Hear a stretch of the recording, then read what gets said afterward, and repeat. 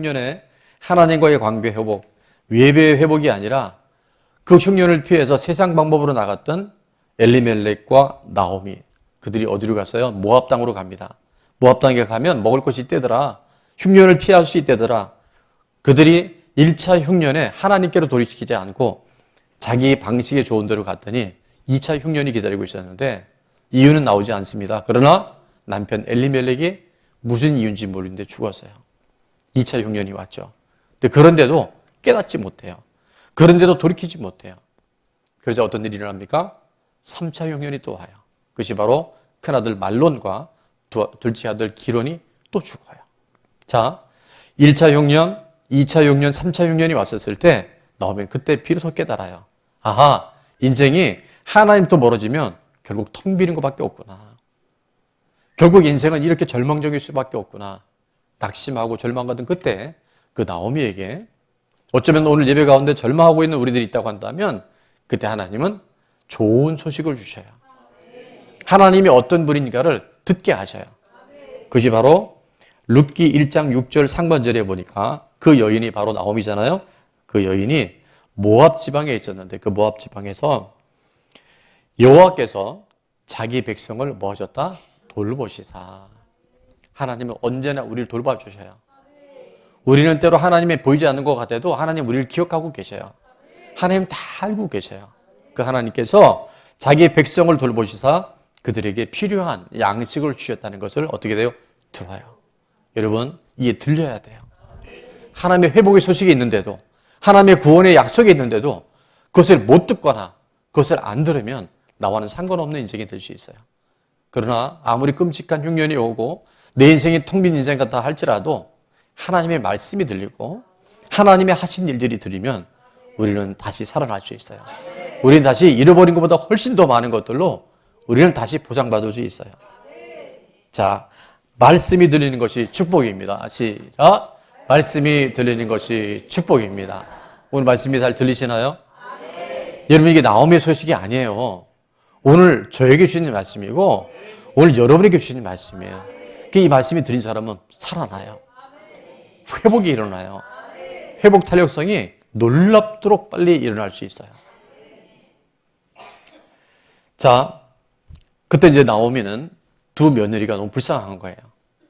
이 늙은 시어머니 쫓아봤자 아무런 소망이 없으니까 너희 친정으로 돌아가라 그랬을 때 큰 며느리 오르바는 이름이 벌써 돌아갈 것 같아요. 오르바 가버렸어요. 그런데 둘째 며느리 이 룻기의 주인공인 룻은 시어머니를 붙쫓았다 얘기하는데 붙쫓았다는 말은 뭐냐면 따라 한번 해볼까요? 찰싹 달라붙다.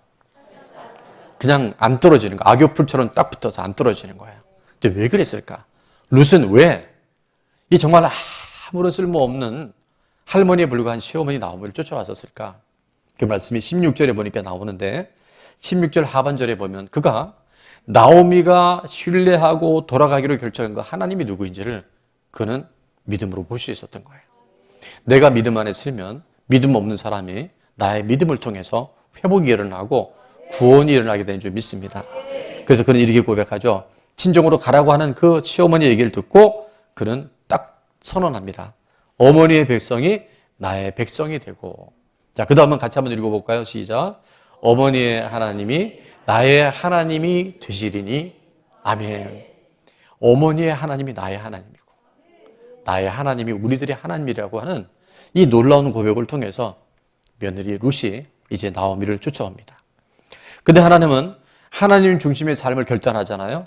내가 하나님 편에 서기로 마음 먹는 그 순간부터 하나님은 놀라운 일들을 준비하고 계시고 예비하고 계셔요.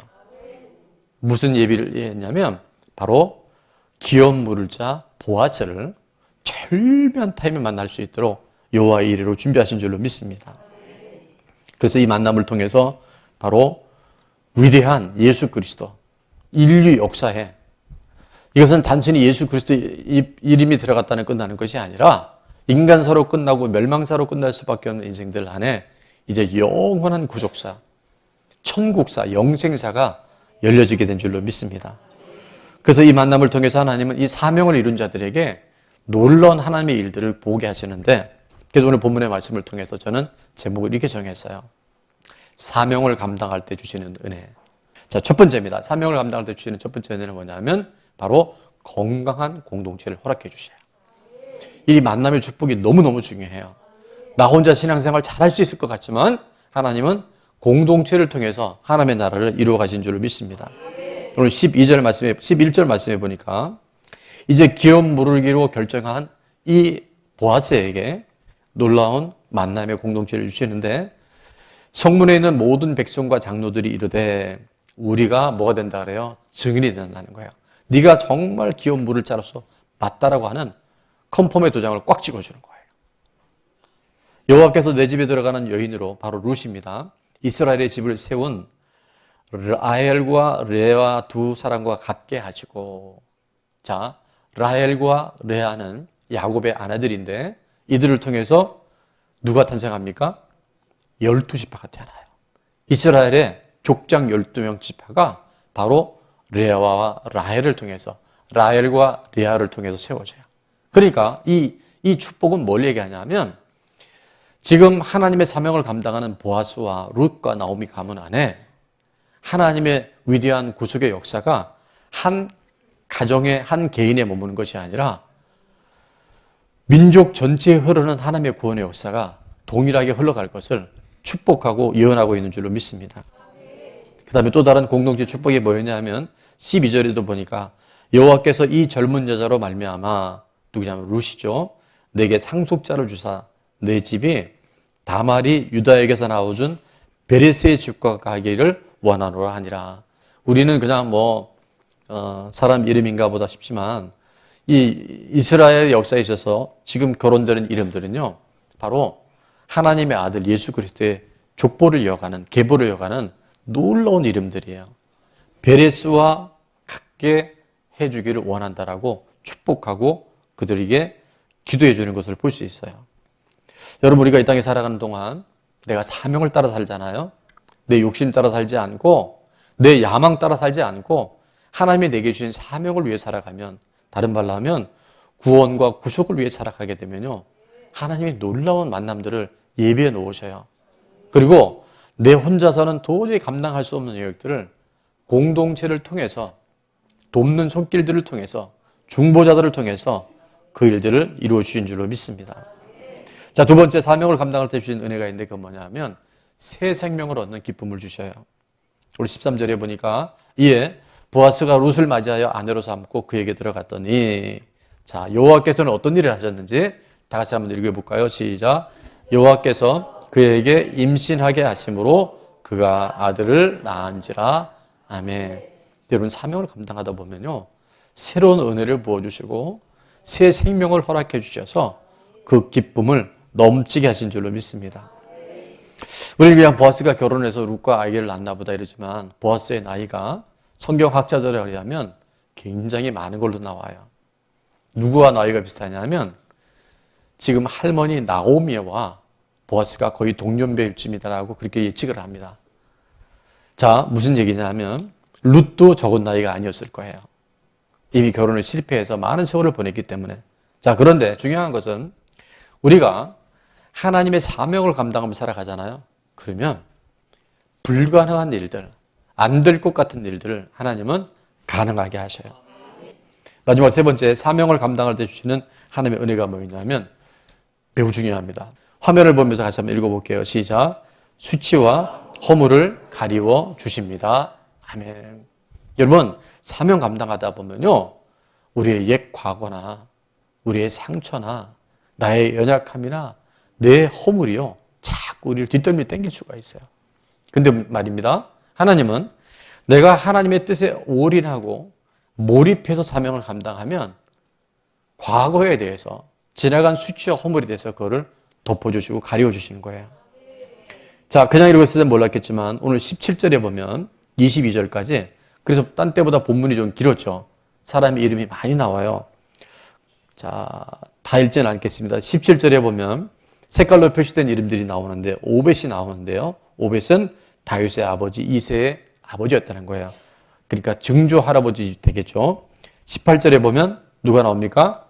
베레스, 또 헤스론. 19절에는 람, 또 암미나답. 신약에 보면 아비나답이라고 되는 똑같은 이름이에요. 20절에 보면 나손, 살몬, 21절에 보아스, 오늘 이제 룻기의 주인공이기도 하죠. 그 다음에 오벳, 22절에 보면 이세, 다윗. 자, 이름이 쭉 거론이 되는데 이 이름들과 동일하게 기록되어 있는 성경이 있어요. 자, 어딜까요? 예, 어느 복음 몇 장? 마태복음 1장. 예. 이분들은 적어도 교회를 3년 이상 다니셨거나 성경을 많이 읽은 분들이에요. 이 내용이 마태복음 1장에 나와요. 마태복음 1장에 보면 예수 그리스도의 계보라, 아브라함과 다윗의 자손, 예수 그리스도의 계보, 족보에 대한 이야기가 나오는데 거기에 지금 드린 사람들 이름들이 다시 한번 반복이 돼요. 자, 3절에 보면 그러나 드러나지 않는 4명의 여자 이름이 또 나와요. 그래서 제가 큰 글씨로 좀 표시를 부탁했는데, 자, 3절에 보면 유다는 누구에게서? 다말에게서 베레스와 세레를 낳고, 베레스는 헤스론을 낳고, 헤스론은 람을 낳고, 아까 이름 나왔던 이름들입니다. 자, 5절에 보면 살몬은 누구에게서? 라합에게서 보아스를 낳고, 보아스는 룻에게서 오벳을 낳고, 자, 6절에 넘어가면 이새는 누굴 낳아요? 다윗 왕을 낳습니다.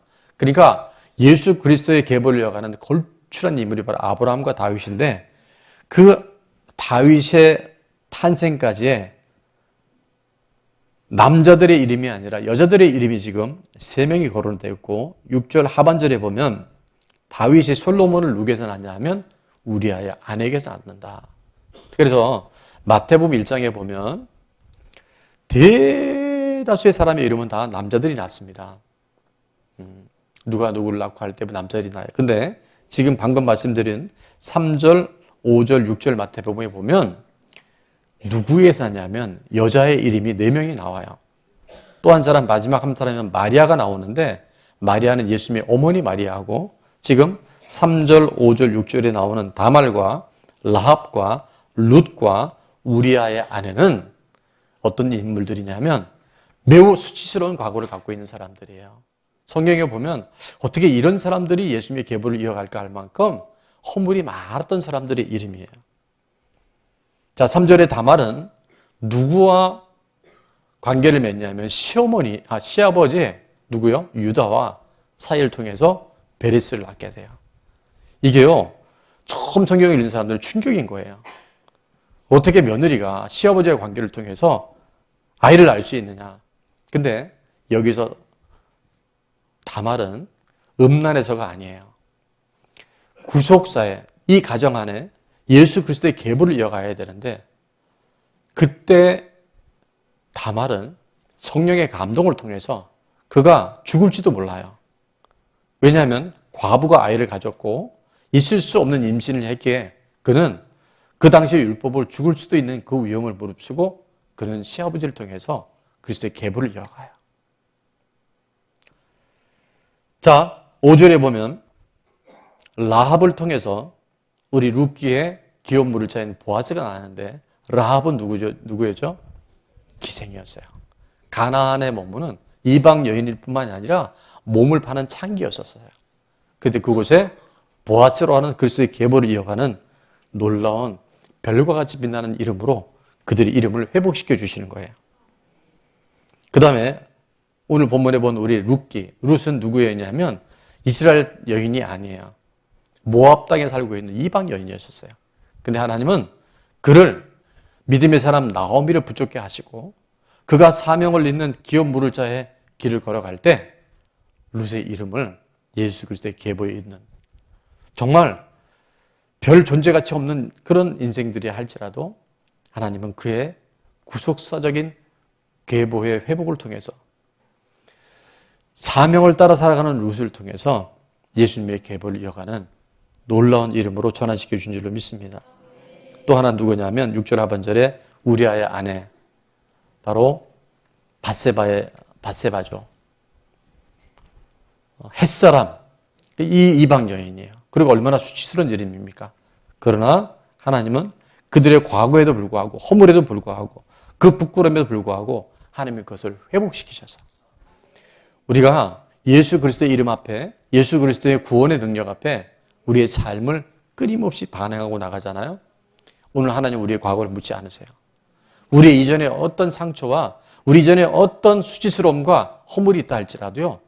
주님 그것을 다 보혈로 덮어주시고 부활의 능력으로 새롭게 만들어 주셔서 고린도서 5장 17절은 이렇게 말씀하세요. 누구든지 어디에 있으면 그리스도 안에 있으면 새 피조물이라. 새로운 피조물이라. 여기서 새로운 피조물은요. 전에와 같이 연결되는 게 아니에요. 완전히 새로운 존재예요. New creation. 새 피조물과 창조물이 되어져서 그리스도가 내 안에 있고 내가 그리스도 안에 거하는. 여러분 물이 화학 분자로 보면 H2O를 쓰죠. H2O는 수소예요. O는 산소예요. 근데 H2와 O를 만나면 뭐가 되지 아세요? H2O가 돼요. 갑자기 여러분이 화학을 얘기하니까 지금 머리들이 복잡하신 얼굴인데 H2는 수소고 O는 산소예요. H2와 O가 만나면 뭐가 된다고요? H2O가 돼요. 물이 되는 거예요. 생수가 되는 거예요. 나는 여전히 산소예요. 아니지. 나는 수소예요. H2O. 예수님은 산소예요. 근데 이 둘이 만나면 놀라운 새 생명이 일어나는 거예요. 나도 아니고 그리스도 아니라 연합된 새로운 존재가 돼요. 내 영이 새로워져요. 누구든지 그리스도 안에 있으면 새 피조물이 되어져서 자 고린도서 5장 17절에 보면 이렇게 말씀합니다. 이전 것은 지나갔으니 이전 것은 지나갔어요. 그리스도 안에 있으면 나는 완전히 새로운 피조물이 된 거예요. 내가 새로운 존재물이 된 거예요. 내 과거가 얼마나 부끄럽고 수치스럽고 정말 가리우고 싶다 할지라도 여기에 나오는 이 여인들보다 더 허물 많고 수치스러운 여인들이 어디 있겠어요.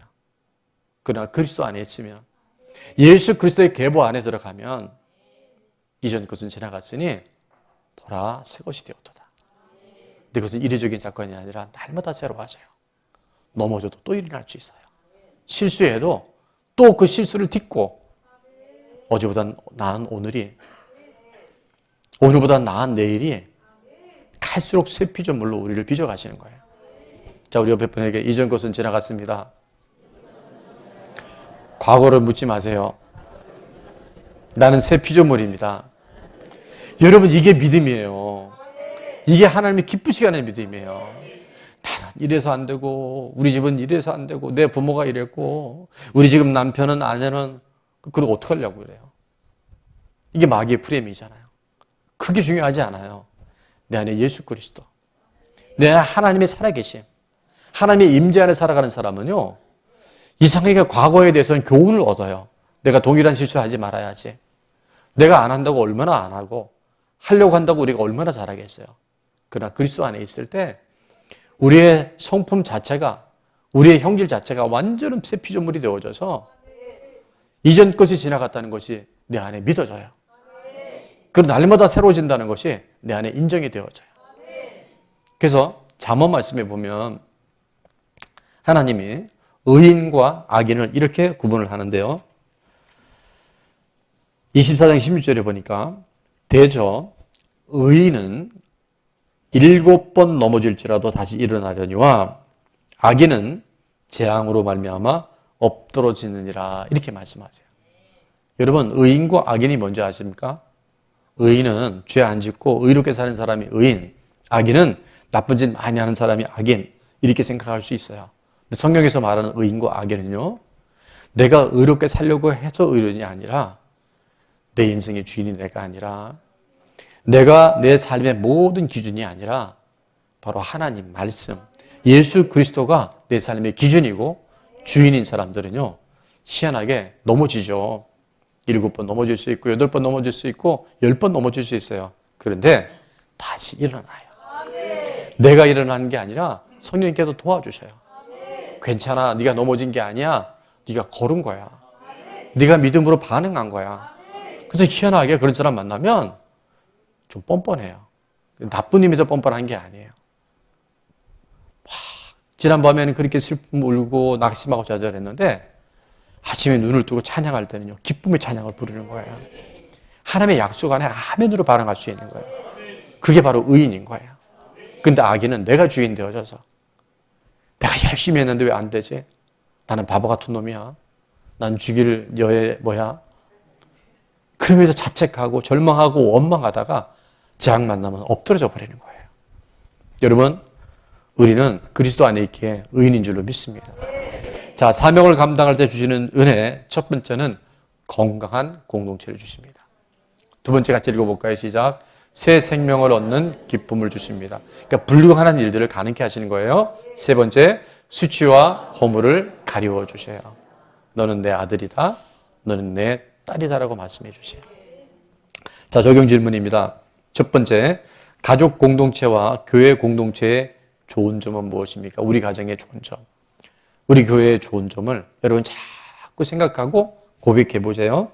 자, 두 번째는 내일부터 시작되는 10월 기상오기에 함께 참여할 사람은 누구입니까? 지난달에 보니까 나눔지에 이렇게 쓴 분들이 많았어요. 나 이렇게 놨더라고요. 나. 아직도 참여하지 못하시는 분들이 있다면 나 쓰셔도 좋습니다. 우리 가족이나 세론들이나 이웃들이나. 그래서 매월 우리 7월 달부터 우리 기상오기라고 있는데 새 가족들 많이 모시고 오세요. 그리고 정말 절망 중에 있는 사람들. 지난달에 우리 중학교 2학년 우리 그 여자아이 있었잖아요. 유치원 때부터 선택적 한복중이라 해서 사람들 앞에서는 아예 말도 못하고 친구들도 교제를 못해서 너무나 절망했던 그 아이가 우리 9월 기상오기 때 회복이 되고 뭐 우리 그 친구뿐만 아니라 굉장히 많은 분들 안에 하나님 만나주시고 치료해 주시고 회복해 주시고 또 구원의 열매를 이루신 줄로 믿습니다. 자, 세 번째 같이 한번 읽어볼게요. 시작. 복음을 위하여 내가 극복할 수치와 허물은 무엇입니까? 여러분, 우리 안에 저도 오늘 이제 2부 때는 그 얘기를 못했는데 제 안에 허물과 부족이 되게 많아요. 그런데 날마다 그리스도 안에 있을 때 예수 그리스도의 이름 앞에 그 이름으로 나갈 때 그게요 점점 약화되어지고 과거가 더 이상 나를 묶어두지 못해요. 하나님이 나를 구원하신 그 사건을 통해서 앞으로 하실 일들을 바라보면서 오늘을 살아가는 게 그게 바로 믿음의 사람이고 사명을 감당하는 사람인 줄로 믿습니다. 내가 복음을 통해서 극복한 수치와 허물이 있다면 여러분 한번 오픈하는 거 되게 좋을 수 있어요. 근데 너무 또 지나치게 오픈하지 마시고 지혜롭게 분별력 있게 그리고 앞으로 내가 또 회복할 나의 연약함이 뭔지 이제 성령님이 이 공동체의 만남을 통해서 매일매일 우리를 그렇게 수술해 주시고 우리를 새롭게 하실 줄로 믿습니다.